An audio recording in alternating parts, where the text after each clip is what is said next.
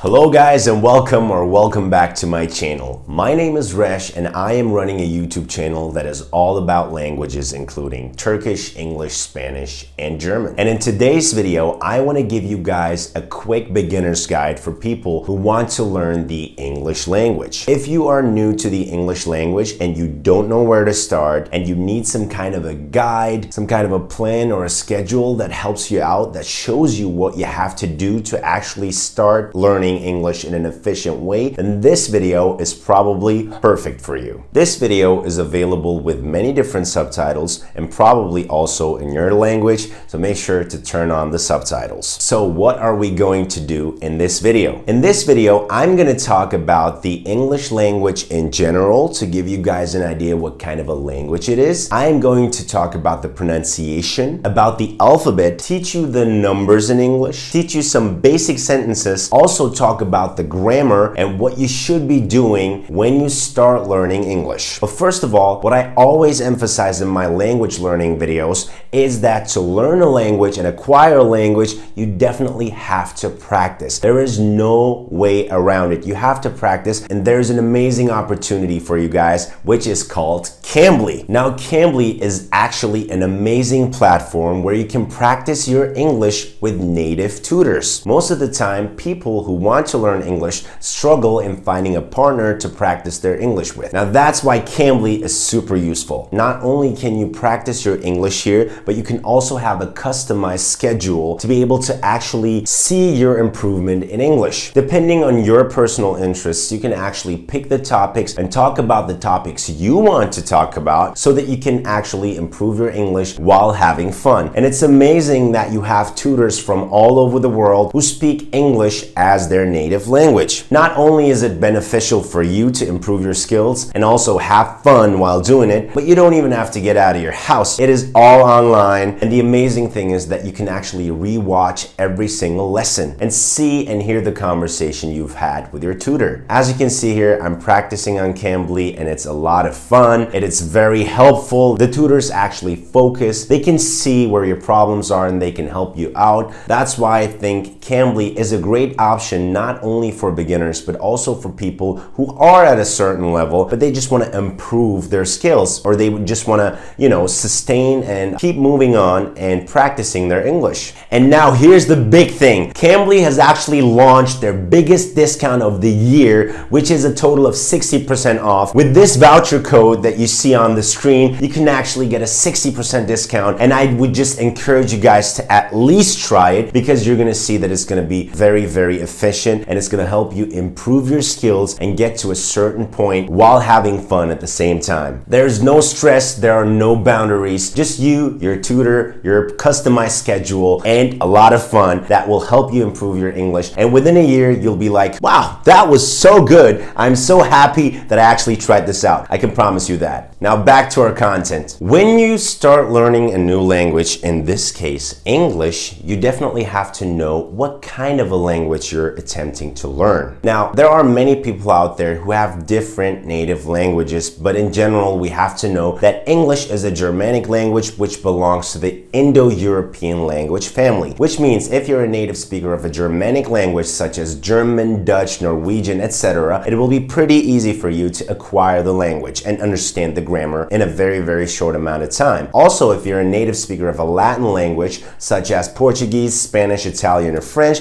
it will also be pretty easy for you to acquire the language because they're pretty similar. However, from my personal point of view, we don't necessarily have to compare the language families, because from all the different languages that I know, I can say English is probably one of the easiest when it comes to the grammar and the language culture. So most of the time when I see people who struggle to learn English, it's because they have a weird and non-efficient approach. And that's why I want to talk about the efficient steps in today's video. First of all, we obviously have to know the alphabet and also the fact that English is not a phonetic language. Let me first give you the alphabet and then explain to you what I'm trying to say while saying that it's not phonetic. So it goes A, B, C, D, E, F, G, H, I, J, K, L, M, N, O, P, Q, R, S, T, U, V,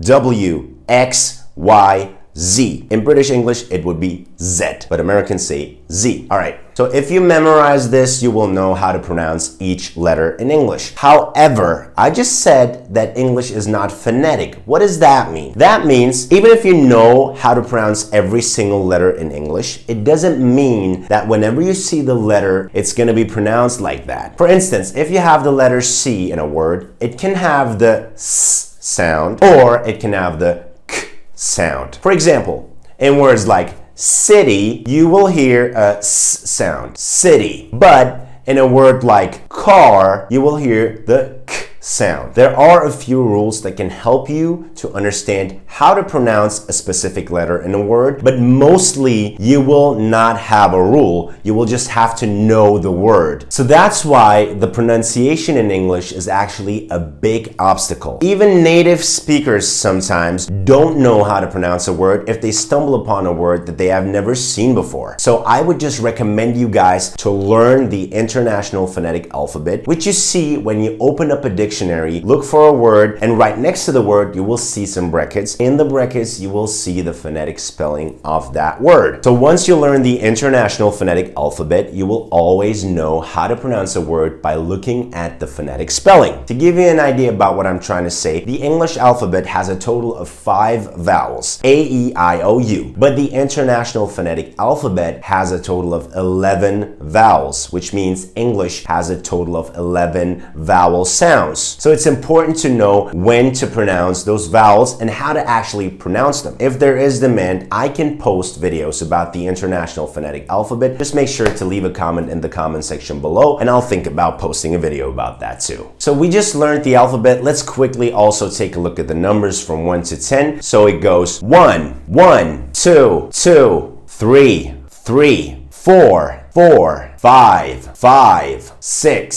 6, 7, 7, 8, 8, 9, 9, 10, 10. As you might have noticed, English is being spoken in a lot of different countries, and it's the official language of a lot of different countries. But the main ones that we know and we hear on television all the time are the American English, the British English, and the Australian English, which is also referred to as the Aussie English a lot of times. So it is important to know those 3 countries have 3 different accents or dialects, as you will. They don't only pronounce some words differently, they also spell some words differently. So as I speak with an American accent, I will always be referring to the American spelling and the American pronunciation. But however, if you think the British accent or the Australian accent is more appealing, then you might also find some resources on the internet about those different accents. So now that I have a general idea about the English language and know the alphabet and know how to count from 1 to 10, how can I actually start expressing myself? Where should I start learning? Should I start learning the grammar? Should I start learning vocabulary? Should I start learning specific sentences that I can use in specific situations? Well, my biggest advice for you would be to start off learning vocabulary, because first of all, we're trying to communicate. Let's say I'm going to the United States or I'm going to England and I'm trying to say something like that I'm hungry. I could express it like this, right?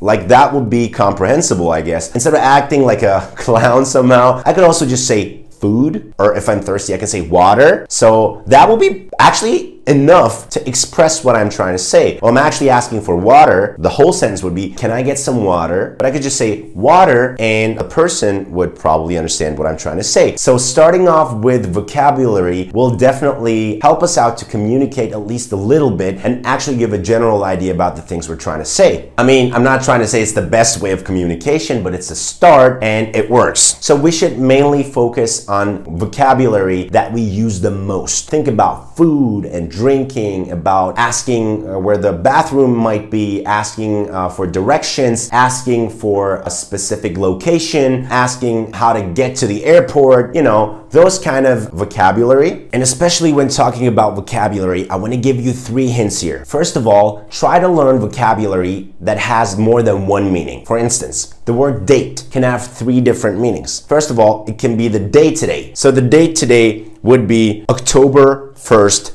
2021. So that's the date, right? The date that I'm talking about. But a date can also be when a man and a woman meet at a restaurant. That can also be referred to as a date. So that has a different meaning. But then a date can also be a fruit that you can eat, right? So this right here would be a date too. So when you learn vocabulary, make sure that you learn all the different meanings of that specific word, because you will stumble upon a lot of words in English that have different meanings. Then the second thing you should be aware of is that when you learn a word that is being used as both a verb and a noun, you should be aware of that. Let's say the word love. The word love can be a noun, but it can also be a verb. Be aware of that, because you kind of learn two words at the same time. Like when I say I love you, I use the word love as a verb, but when I say my love for you is big, is huge, then I'm using the word love as a noun, which actually made me learn two words or two meanings by just learning one word. So the third thing that I want to encourage you guys to do when it comes up to vocabulary would be learn phrasal verbs. Phrasal verbs are so important, and most of the time native speakers are not aware of them because they don't really feel like they're using a phrasal verb. So what is a phrasal verb? A phrasal verb is basically when you use a verb with a conjugation and you combine them,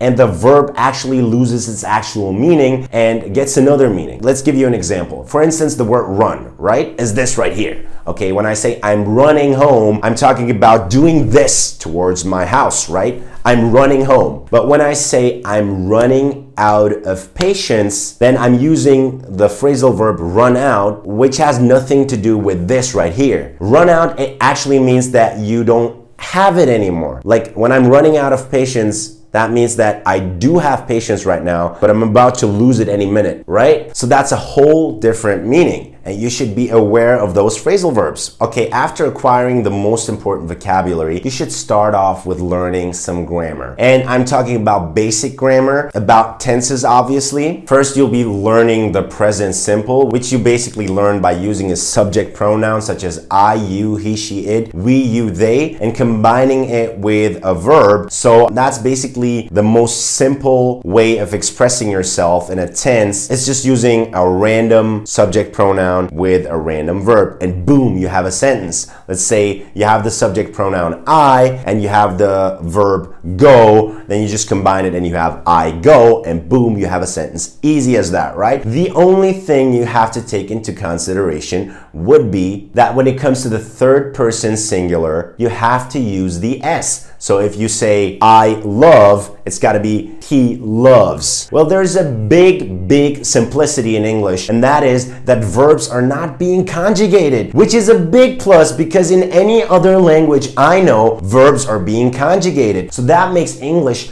pretty easy. Except for the third person singular and the simple present, you will have to use the S at the end of the verb. Except for the verbs do and go, you will have to use the ES, so it becomes he does or she does or it does, and he goes or she goes and it goes. Take any subject pronoun, combine it with a simple verb, and boom, as I said, you have a sentence. Because to have a sentence in English, you need a minimum of a subject and a verb. If you do not have a subject in a sentence, you don't have a sentence. If you don't have a verb in your sentence, you don't have a sentence. So the minimum things that I need are subject and verb. I run would be a sentence. You go would be a sentence. He loves would be a sentence. That's totally fine and enough. If you also want to add an object, then all you got to do is go subject, verb, object. You just add the object at the end of the sentence, and boom, you have an even longer sentence with more information than just the subject and the verb. So for instance, you could go, I go home. I go home. So you have subject, verb, object. So that'd be super easy in English. But make sure that you don't mix them up, that you don't try to change the positions of the subjects and the verbs and the objects, because in some languages, such as Turkish, you can simply do that. But in English, you can't. You can't just change the position of the words in a sentence. So let's say you want to be very complicated and give some more information. You want to be more detailed in your sentence, and you want to add location, time, and reason, then you got to do that in that specific order. So you go subject, verb, location, time, and reason. Let me give you an example. For instance, I am going to the gym right now because I want to work out. You see, subject, verb, location, time, and reason. That's how a sentence has to be in English. One more thing that I want to say about the subject pronouns is that in English, the second person singular and the second person plural are both you. For English speakers, this is obviously normal, but for every other language that I know, it's a little bit confusing because for the second person plural, there is another word in basically every other language I know. So you cannot distinguish the amount of people that someone is talking to when he refers to them as you. So let's say if I only read the sentence, you are stupid, so I wouldn't know if that sentence is referring to one person or 28 people or 500 people. Because mostly in other languages, you have a word for you if you refer to one person, and if you refer to more people, more than one person, then you have another word. But in English, there is nothing else than you. It's just you. So that's why other languages also have a way of speaking politely to a foreigner or someone you respect, for instance, your professor, your teacher, or maybe your boss. But English doesn't have that because there is no plural of you. It's just you, right? That's what makes it even a little easier. Okay, now I'm going to talk about the article the. For some people out there, it might be a big obstacle. For some people, it might be a very relieving grammatical aspect. And the reason for that is, let's say your native language is a language that doesn't have any articles, such as Turkish. Then you will struggle understanding what an article actually does and how it functions within a sentence, right? So that's why I see Turkish people actually struggling trying to understand what the actually means. But then you have other languages such as German where you have 3 different articles with different genders, and then they see that English only has 1 article and they go, oh my God, that's such a big relief. So as I said, depending on your native language, it might be an obstacle or it might be a relief. But for those of you who don't know what an article actually does, what the word the actually does, whenever I use the word the, I'm actually referring to something specific. Let's say I'm walking down the street and I see a girl and I talk about her to my friends and I say, hey, I saw a girl today. Any girl, right? It might be any girl that I'm talking about. It's not a specific person. It's just a girl. Some girl out there. There are 3.5 billion girls out there and I just saw one of them. And it doesn't matter who I'm talking about. It's just any girl. But when I'm talking about a specific girl, when I'm saying, oh, do you remember the girl we saw last year on Christmas? She was standing right next to the Christmas tree and she was so beautiful as she had like blonde hair and everything. And I would say, I saw the girl. So I'm talking about a specific girl now. It's not just any girl out there. It's a girl that I'm referring to that you know of, and it's just specific. So whenever I specify a noun, when I'm talking about the moon, there's only one moon. I mean, obviously there are more moons if you want to talk about the moons of the Jupiter and Venus and Mars and everything. But when we refer to the moon, we generally mean the moon of the Earth, right? So we just say the moon because in our consciousness, there's only one moon, so to speak. Or when we're talking about the president of the United States, then we say the president. We don't say a president because saying a president would mean there are multiple presidents. That would be misleading somehow. Let's say you live in a village and there's only one restaurant in that village and you would go, hey, let's go to the restaurant because there's not another restaurant in that village. Unless you say, hey, let's get out of the village and let's go to a restaurant. Then that would be okay. But generally, if there's only one that you can refer to, then you would say the. Unless you're talking about names, especially countries. When I say I'm going to Germany, then even though Germany is specific, I can't use the word the because Germany is a name, the name of a country. Unless the word the is included in that name. For instance, in the United Kingdom, then I would say I'm going to the United Kingdom or I'm going to the United States. That would be okay because it is the United States. It's involved in the name. Also with names of people, like when I say I'm going to see Danny, I wouldn't say I'm going to see the Danny. You might want to think, hey, but Danny is a specific person. Yeah, but I'm referring to him as Danny and it's his name, so I would never say the, all right? So I actually wanted to talk about the tenses a little bit, but I don't want to make this video too long. If there is demand, just leave it down in the comment section below and I'll talk about the tenses of English. But for this video, I want to show you guys some simple sentences that you can use when speaking English so that you can actually express yourself a little bit and that you actually learn something out of this video. So for a basic conversation, you will learn things like hi or hello. My name is Resh. Say that with me. Hello, my name is Resh. What's your name? Repeat that with me. What's your name? Or you can say, who are you? Who are you? You can say, how are you? How are you? If you want to know the age of someone, you can say, how old are you? How old are you? To reply to that, you can say, I am 26. To make it longer, you can obviously say, I am 26 years old, but it's unnecessary. You can just go, I'm 26. That will be totally fine. If someone has asked you how you are, you can say, I'm fine. You can say, I'm good. You can say, I feel great. So you can go, I'm fine, I'm good, I feel great, I feel amazing. There are so many different options for that. To show gratitude to someone, you can say thank you or thanks. You can ask if you're wondering where a person might be from, you can say, where are you from? Say that with me. Where are you from? And then to reply to that, you can say, I am from Germany, or I am from Turkey, or I am from Serbia. And then if someone asks you a yes or no question, you can just say yes, no, or maybe. Great. So that's gonna be it for this video, guys. If you enjoyed this video, make sure to hit the like button, subscribe to my channel for more awesome stuff, and also hit the notification bell to receive notifications whenever I post a video. Don't forget to follow me on Instagram and on TikTok. See you guys in one of my new videos. Till then, take care!